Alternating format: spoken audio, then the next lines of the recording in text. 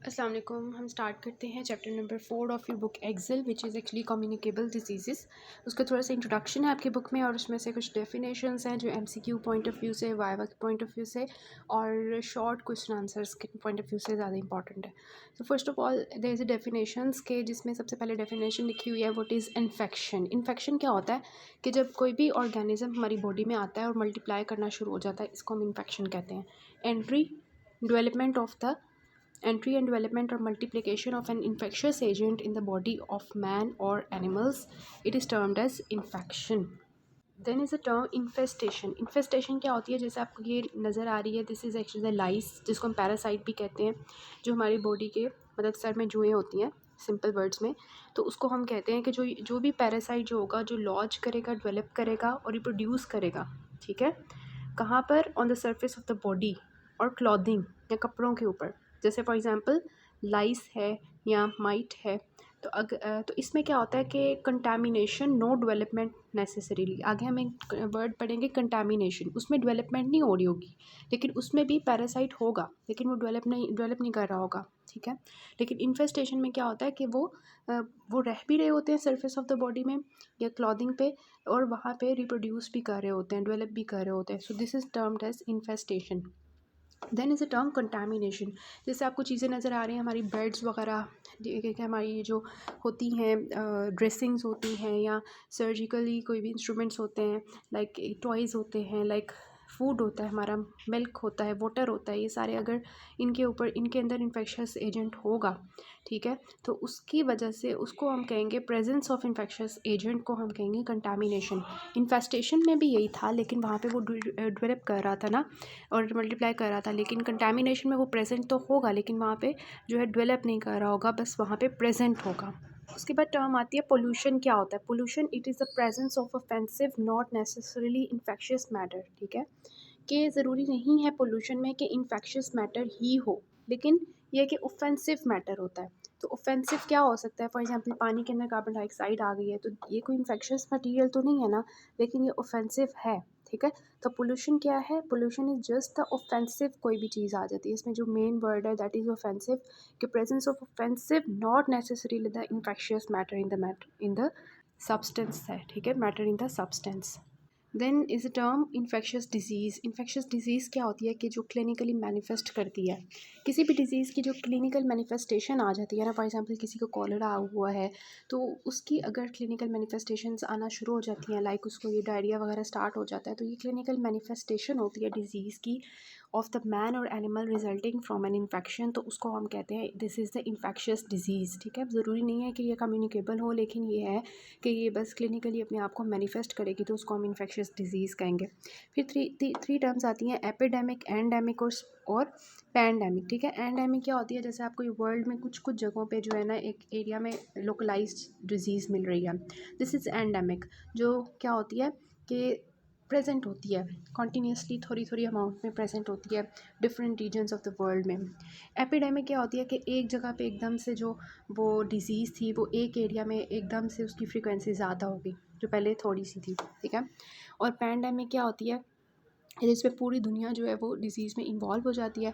तो सबसे पहले हम एंडेमिक की बात करते हैं। ये तो एंडेमिक है, ये एपिडेमिक है और ये पैंडेमिक है, ठीक है। तो सबसे पहले हम एंडेमिक की बात करते हैं। तो इसमें क्या होता है? कांस्टेंट प्रेजेंट होती है किसी भी डिज़ीज़, कोई भी डिज़ीज़ कॉन्स्टेंटली किसी जगह पे प्रेजेंट होगी with in the geographical area, ठीक है, और the population group, without importation from outside, कि बाहर से नहीं आएगी, लेकिन एरिया के अंदर प्रेजेंट है कॉन्टीन्यूसली थोड़ी अमाउंट में, ठीक है। तो ये क्या होती है कि यूजुअल और जो है ना, मतलब एक्सपेक्टेड फ्रीक्वेंसी तक ये रहती है किसी भी मतलब एरिया में। फॉर एग्जांपल कॉमन कोल्ड है ना, तो वो एक एरिया में रहता ही है, ठीक है। मतलब ये वर्ल्ड के डिफरेंट एरियाज़ दिखाए हुए कि यहाँ पे कॉमन कोल्ड फॉर एग्जांपल वो रहता ही है थोड़ी अमाउंट में, लेकिन ज़्यादा नहीं होता, फैलता नहीं है, लेकिन देखें रहता है थोड़ी अमाउंट में, ठीक है। फिर एपिडेमिक आती है कि जिसमें एपी मीन्स अपॉन और डेमोज मीन पीपल, के अब लोगों के ऊपर क्या हो जाएगा, एकदम से वो डिजीज़ फैल जाएगी, ठीक है। पहले वो एक एरिया में थोड़ी सी अमाउंट में ऐसे ऐसे प्रेजेंट थी, अब एक एरिया में देखिए कितनी ज़्यादा एकदम से ज़्यादा हो गई है। तो unusual occurrence in the community और द रीजन, जो कि एक्सपेक्टेड जो फ्रीक्वेंसी होती है उससे ज़्यादा हो जाती है, ठीक है। Unusual occurrence of a disease in a population in excess of its expected frequency, जो नॉर्मल वो फ्रीक्वेंसी चल रही थी एकदम से वो फ्रीक्वेंसी ज़्यादा हो गई, ठीक है। उस डिज़ीज़ की। और अगर ये होता है कि अगर किसी एरिया में कोई डिज़ीज़ नहीं है ना, फॉर एग्ज़ाम्पल पाकिस्तान है ना, तो उसके अंदर येलो फ़ीवर नहीं है, आपको पता है इस बात का, येलो फ़ीवर नहीं है, लेकिन उसका अगर एक भी केस पाकिस्तान में आ जाता है तो वो एक केस भी एपिडेमिक होता है, ठीक है। तो एपिडेमिक क्या है कि it is unusual occurrence of a disease in a population in excess of its expected frequency. और ये है कि अगर presence of single but confirmed case of any disease at the same time at the same place, जो होगा, जो वहाँ पे डिजीज़ प्रिवेलेंट नहीं है, वो भी यहाँ पे क्या होगी, एपिडेमिक बन जाएगी, ठीक है। फॉर एग्जांपल कॉलरा का एपिडेमिक जो है वो आता है, एकदम से ज़्यादा हो जाता है। फिर होती है पैंडेमिक। पैंडेमिक क्या होती है कि ये भी एपिडेमिक होती है, लेकिन वो एपिडेमिक होती है कि जो larger proportion of the population के अंदर होती है, उनको अफेक्ट करती है, वाइड जियोग्राफिकल एरिया में होती है, such a section of a nation, the entire nation, continent or the world. For example influenza pandemics. Influenza pandemics तकरीबन 7 से 10 साल होते हैं, हर 7 से 10 साल बाद इन्फ्लुएंजा पेंडेमिक आती है जो पूरी वर्ल्ड में आती है, ठीक है। तो जो पूरी वर्ल्ड में होगी वो पैंडेमिक होगी, ठीक है। फिर होता है स्पोरेडिक। स्पोरेडिक क्या होता है कि फॉर एग्जांपल आपकी एक टीचर होती हैं, वो क्या करती हैं, सरप्राइज़ टेस्ट ले लेती हैं, आपको बताए बगैर टेस्ट ले लेती हैं, आप उसके लिए प्रिपेयर भी नहीं होते। इसी तरह स्पोरेडिक भी एक डिजीज़ होती है जो एकदम से बताए बगैर आ जाती है, आपको पता भी नहीं होता, वो आ जाती है। तो इसको हम कहते हैं कि ये वर्ड स्पोरेडिक क्या है कि स्कैटर्ड अबाउट, कि जो स्कैटर्ड है, मतलब कि इरेगुलरली होती है, हैफेज़र्ड मैनर में आती है, टाइम टू टाइम आती है, जनरली इनफ्रिक्वेंटली आती है। फॉर एग्जांपल पोलियो आपको बताए बगैर एकदम से आ जाएगी, ठीक है। टेटनस एकदम से बताए बगैर आ जाएगा। हर्पीज़ ज़ोस्टर एकदम से बताए बगैर आ जाएगा। कोई उसकी जो है ना, एक होती है ना कि एक टाइम नहीं होता कि इतने टाइम बाद ही मैं आऊँगा, जब दिल करता है, ठीक है, आ जाएगी इरेगुलर मैनर में। फिर होती है कि एक्जॉटिक डिजीज़। एक्जॉटिक डिजीज़ ये होती हैं, फॉर एग्जांपल किसी यूके है ना, फॉर एग्जांपल, तो यूके में कोई ऐसी डिजीज़ आ गई है जो किसी और कंट्री से आ गई है, ठीक है, जो वहाँ पे वैसे नहीं थी, तो उसको कहते हैं exotic disease. These are those disease which are imported into the country into which they do not otherwise occur, ठीक है। फॉर एग्जांपल यूके में रेबीज़ नहीं है, लेकिन अगर वहाँ पे आ जाती है कोई भी केस, तो वो ये कहते हैं कि ये तो जो है ना एक्जॉटिक डिजीज़ है, कहीं और से आ गई है, ठीक है। तो फॉर एग्जांपल ये कार्टून देख लें। उसके बाद हम देखते हैं कि होस्ट क्या होता है। होस्ट क्या होता है, person or the animal including the birds in arthropods that afford substance or the lodgment to an infectious agent under natural conditions, ठीक है। कि ये देखिए, जैसे जैसे कोई भी एनिमल हो सकता है, कोई भी ह्यूमन हो सकता है, जिसमें क्या होता है कि कोई भी क्या रह रहा है, बर्ड्स या आर्थ्रोपोड्स या पर्सन या एनिमल, किसी के अंदर भी क्या होता है कि कोई भी इन्फेक्शियस एजेंट जो है ना, वो सब्सटेंस होती है, उसकी लॉजमेंट होती है, नेचुरल कंडीशंस में वो रह रही हो, तो उसको कहते हैं होस्ट है उसका, ठीक है। फॉर एग्जांपल पैरासाइट का होस्ट होता है। तो अब इसकी कौन कौन सी टाइप्स होती हैं, अब ये देखें होस्ट की कौन कौन सी टाइप्स होती हैं। ऑर्गेनिज्म ऑन और इन विच द पैरासाइट लिव्स, उसको हम क्या कहते हैं, होस्ट। जैसे फॉर एग्जांपल ये है ना, तो ये जो है, ये इसके ऊपर मतलब ये इन्फेक्शियस एजेंट डॉग के अंदर रह रहा है, तो दिस इज़ होस्ट, उसका होस्ट है। अब टाइप्स ऑफ होस्ट कौन कौन सी आपको आनी चाहिए। ऑब्लिगेट होता है, प्राइमरी होता है, सेकेंडरी होता है, ट्रांसपोर्ट होस्ट होता है, ठीक है। तो सबसे पहले ऑब्लिगेट होस्ट होता है। ऑब्लिगेट होस्ट होता है कि वो मतलब एक कोई भी इन्फेक्शियस एजेंट है जिसका एक ही होस्ट है, वो सिर्फ उसी में रहना पसंद करता है, किसी और के अंदर नहीं जाता। फॉर एग्जांपल मीज़ल्स है ना, तो उसको सिर्फ हम ही पसंद है, ह्यूमंस पसंद है। टाइफाइड है तो उसको सिर्फ ह्यूमंस ही पसंद है, और किसी जगह वो रहना पसंद ही नहीं करता। सो उसका होस्ट एक ही है, तो डैट इज़ ऑब्लिगेट होस्ट, ठीक है। उसके बाद आता है प्राइमरी या सेकेंडरी होस्ट, ठीक है। एक डेफिनेटिव होस्ट होता है, एक सेकेंडरी या इंटरमीडिएट होस्ट होता है। दोनों आपको नाम आने चाहिए कि प्राइमरी और डेफिनेटिव होस्ट एक होता है, सेकेंडरी और इंटरमीडिएट होस्ट जो है वो दूसरा होता है। जैसे फॉर एग्जांपल एक पैरासाइट है, उसकी एक सेक्सुअल रिप्रोडक्शन लाइफ होती है, और एक एसेक्सुअल साइकिल होती है उसकी, ठीक है। अब जो सेक्सुअल रिप्रोडक्शन वाली उसकी लाइफ होगी ना, वो कंप्लीट करेगा किसमें, डेफिनेटिव होस्ट में, और जो उसकी एसेक्सुअल लाइफ साइकिल होगी वो सेकेंडरी होस्ट में कंप्लीट करेगा, ठीक है।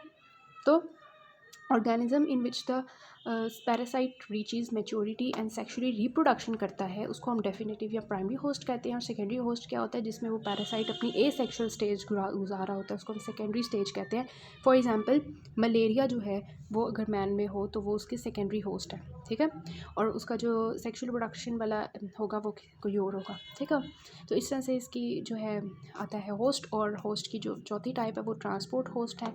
कि ट्रांसपोर्ट होस्ट ये होता है कि जिसमें वो रह तो रहा होता है, इंटरमीडिएट होस्ट तो है, लेकिन उसमें उसकी डेवलपमेंट नहीं हो रही, ठीक है। डेवलपमेंट कोई नहीं हो रही, कि वो दरमियान से गुजर के बस चला गया। कि पैरासाइट एक होस्ट से दूसरे होस्ट के अंदर जो उसने एक सफ़र तय करना होता है, तो उस दौरान वो एक होस्ट को ना थोड़ी देर अपना लेता है, लेकिन वहाँ पर रिड्यूस करके डिजीज़ वगैरह नहीं कॉज करता। फॉर एग्ज़ाम्पल क्या होता है कि जो रोडेंट्स होते हैं ना वो दरमियान में आ जाते हैं, ट्रांसपोर्ट होस्ट एक्ट करते हैं roundworms to dogs and cats. ठीक है, फॉर एग्ज़ाम्पल क्या होता है कि राउंड वॉर्म्स ने जो है ना डॉग्स एंड कैट्स के पास जाना होता है, तो वो दरमियान में रोडेंट्स के ऊपर आके बैठ जाते हैं।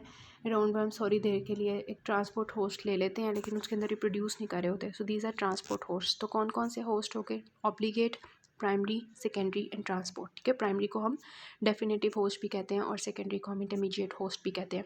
फिर जूनोसिस होती है। जूनोसिस क्या होती है? ये इन्फेक्शन या इन्फेक्शस डिजीज़ होती है जो कि नेचुरल कंडीशंस में क्या होती है, ट्रांसफ़र होती है from the vertebrate animals to man. Vertebrate animals कौन से होते हैं? जिनकी स्पाइंस होती हैं, पूरा मस्कुलर स्केलेटल सिस्टम होता है। तो वर्टिब्रेट एनिमल से जो डिजीज़ ट्रांसमिट होती है हमारे अंदर, ठीक है, जैसे ये सारे आपको वर्टिब्रेट एनिमल्स नज़र आ रहे हैं, तो ये डिजीज़ किस में ट्रांसफर करेंगे? इन्फेक्शन किस में ट्रांसमिट करेंगे? हमारे अंदर, मैन के अंदर। This is actually zoonosis. As you can see your animal disease are transfer to the humans to cause disease. This is zoonosis.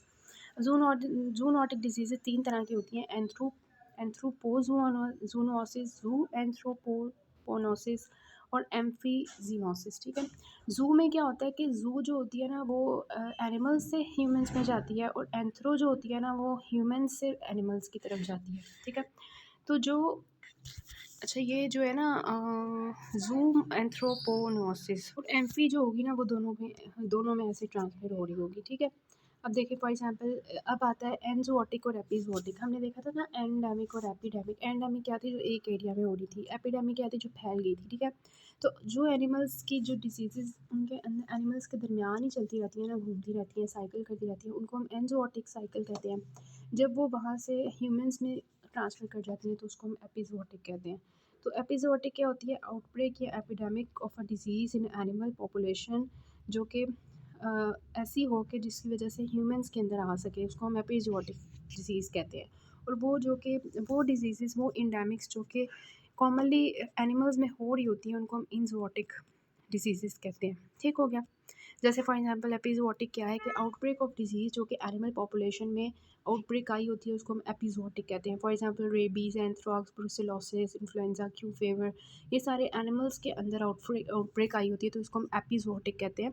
और ऐसी डिजीज़ जो है वो एनिमल्स से प्लांट्स की तरफ जाएगी। फॉर एग्जांपल रेबीज़ है तो वो एनिमल्स में चल तो रही है, लेकिन वो एनिमल से प्लांट्स की तरफ ट्रांसफ़र हो सकती है। एंजोटिक क्या होती है? जो एनिमल्स के अंदर ही घूम रही होती है डिजीज़। ठीक है, उसके बाद क्रॉस इन्फेक्शन। क्रॉस इन्फेक्शन क्या होता है? जो हमारे हॉस्पिटल में हो रहा होता है कि पेशेंट एक बीमार होता है तो हॉस्पिटल आता है और वहाँ से जो है वो दूसरे पेशेंट भी बीमार होना शुरू होता है। तो transmission of infectious agents among patients and staff within the clinical environment is known as cross infection. फिर आता है अपॉर्चुनिस्टिक इन्फेक्शंस। वही होते हैं ना जो एड्स के जो लोग होते हैं, जो इम्यूनो कॉम्प्रोमाइज्ड होते हैं, ज़्यादातर जो छोटे बच्चे होते हैं या ओल्ड एज के लोग होते हैं, ठीक है, उनको ज़्यादा अटैक करते हैं अपॉर्चुनिस्टिक इन्फेक्शन। तो this is the infection by organism जो कि अपॉर्चुनिटी उनको मिल जाती है कि किसी भी होस्ट की जो डिफेंस है वो वीक हो और हम उनको इन्फेक्ट करें। ठीक है, this is opportunistic infection. For example HIV है, फंगल इन्फेक्शंस हैं, टोक्सोप्लाज्मोसिस, TB, ये सारे जो हैं क्या करते हैं कि तब इंटरेक्ट करेंगे किसी भी ऑर्गेनिज्म को, किसी भी ह्यूमन को, तब जब उनकी इम्यूनिटी जो है वो वीक होगी। ठीक है, फिर आता है next is the iatrogenic disease. Iatrogenic क्या होती है? जैसे आपको नज़र आ रही है सर्जरी कर रहे हैं, कोई ट्रीटमेंट ड्रग की कर रहे हैं, लाइक ये जो है फीटस का एक एक्सरे करवाया था, जब वो एक्चुअली फीटल एक्सरे करवाया था बिफोर बर्थ। ठीक है, कोई भी हमने जो है वो प्लास्टिक एनीमिया हो गया, डॉक्टर उनको दवाइयाँ दे रहा था क्लोरमफेनिकोल अपने मरीज़ को। ठीक है, पेंसिलिन से एलर्जी होगी किसी को। ठीक है, या जो है पेंसिलिन से एलर्जी हो गई, या किसी को ब्लड ट्रांसफ्यूजन के दौरान हेपेटाइटिस B ट्रांसफ़र हो गया। तो ये सारा क्या होता है कि ड्यूरिंग जो है क्या होता है, फिजिशियन इंड्यूस्ड होता है। ठीक है, एनी अनफॉरवर्ड और adverse consequence of the preventive diagnostic या थेरेप्यूटिक रेजिमेन और procedure that causes impairment, handicap, disability और डेथ। ठीक है, कि फिजिशियन की वजह से जो भी वो ट्रीटमेंट, डायग्नोसिस और स्क्रीनिंग वगैरह के प्रोसेस करता है उस दौरान हमारे पेशेंट की जो है ना इम्पेयरमेंट या हैंडीकैप या डिसेबिलिटी या डेथ हो जाए, इसको हम कहते हैं आइट्रोजेनिक डिजीज़। ठीक है, it is a part of nosocomial infections. और ये सारी उसकी एग्जांपल्स लिखी हुई हैं जो मैंने आपको इसकी पिक्चर की फॉर्म में बता दी है। अच्छा, फिर आता है इरेडिकेशन। इरेडिकेशन कोई भी ऐसी डिजीज़ होती है जो कि ख़त्म हो जाती है वर्ल्ड से। ठीक है, सर्विलेंस की वजह से, जो हम कॉन्टीन्यूस सर्विलेंस कर रहे होते हैं उस इन्फेक्शस एजेंट के अगेंस्ट, ठीक है। उसकी वजह से क्या होता है कि जो इन्फेक्शन होता है ना वो ट्रांसमिशन उसकी टर्मिनेट हो जाती है। For example polio eradication initiative हमने लिया था लेकिन अभी तक नहीं हो पाया, लेकिन हम उसकी एरेडिकेशन कर रहे हैं, ठीक है, कि वो डिसीज़ पूरी तरह ख़त्म हो जाए, उसकी ट्रांसमिशन कहीं से ना हो, ठीक है। फिर आते हैं फोमाइट्स। फोमाइट्स क्या होते हैं कि जो इनएनिमेटेड ऑब्जेक्ट्स होते हैं ना, मतलब कि नॉन लिविंग ऑब्जेक्ट्स जो होते हैं, लाइक फॉर एग्जांपल कोई भी इर्द गिर्द के हमारे बेडिंग है, पिल्लो है, लिनन है, टॉवल्स हैं, बुक्स, स्पून्स, फॉक्स, नाइफ्स, ये सारे जो इर्द गिर्द के नॉन लिविंग थिंग्स होती हैं जिससे इन्फेक्शन फैलता है, ठीक है, दीज आर एक्चुअली फोमाइट्स, ठीक है। फिर आता है नेक्स्ट से हम करते हैं चेन ऑफ इन्फेक्शन से।